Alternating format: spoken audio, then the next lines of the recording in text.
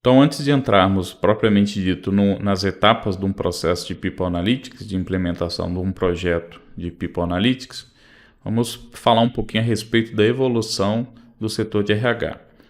Se você tem mais de 30 anos, é lá da geração dos anos 80 ou até mais, né, da geração dos anos 60, 70, provavelmente você participou de alguns ciclos da evolução do setor de recursos humanos, que naquela época era chamado apenas de departamento de pessoal ou departamento de pessoas. De lá para cá, o mundo inteiro evoluiu. A tecnologia foi inserida na nossa rotina de uma maneira exponencial. Mas o setor de RH ele demorou um pouco para fazer isso. Acabou que a evolução não acompanhou as demais evoluções que foram ocorrendo aí, principalmente na área da administração. Ainda é muito comum nós vemos as empresas com uma estrutura de RH obsoleta, muito mais voltada para a parte de burocracia, atender burocracia e focado muito na operação. E isso produz o quê?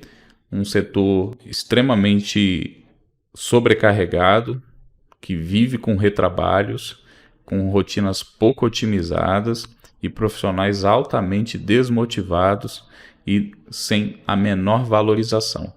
É muito comum nós encontrarmos profissionais de recursos humanos que reclamam de não serem valorizados pela organização. Por quê?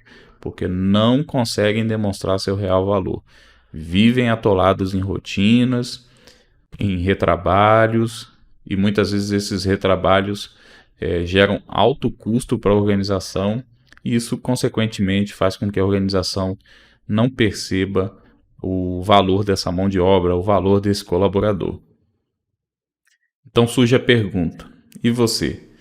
Você hoje é um profissional que está mais voltado para a gestão estratégica ou ainda para a gestão de rotinas, para a gestão focada na operação? É uma pergunta que nós precisamos nos fazer e, durante esse treinamento, tentar nos posicionar no RH do futuro.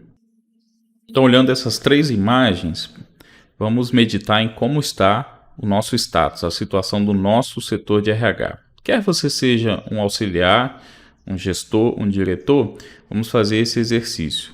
Será que eu estou no RH, onde as minhas tarefas são voltadas para a parte operacional? Porque era assim que era o RH, né?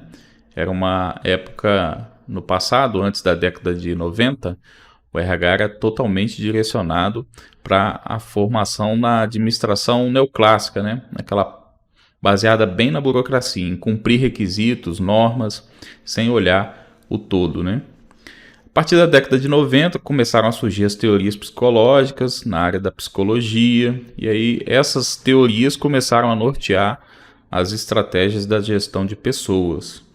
Mas essas teorias são baseadas em estudos muitas vezes sem dados, e aí acabava entrando o feeling, o sentimento, a opinião, o instinto do profissional de RH. E aí o RH foi povoado por profissionais da área da psicologia e criou-se a máxima de que um profissional de recrutamento e seleção, treinamento e desenvolvimento precisaria ter uma formação em psicologia. E que um gestor de recursos humanos jamais poderia ser um bom gestor se não tivesse a formação em psicologia. Mas essa visão, além de errônea, também é ultrapassada. Hoje, nós precisamos já enxergar o RH baseado numa cultura de análise de dados. É essa análise de dados que realmente vai fornecer insights, vai fornecer informações úteis à gestão estratégica. Então, agora e no futuro, o profissional de RH ele precisa se transformar no que o mercado chama de data-driven, ou um profissional que consegue analisar os dados e utilizar esses dados de uma maneira assertiva, intuitiva, proporcionando assim para a organização ferramentas, informações que suportem a gestão estratégica de pessoas. Então, hoje as decisões elas não podem mais ser baseadas em sentimentos.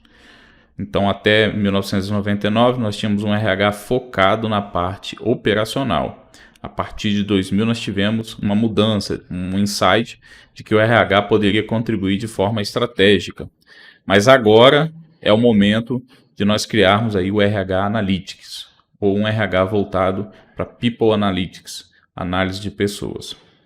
Durante esse treinamento, nós vamos ver o passo a passo para que nós possamos nos tornar um profissional de People Analytics.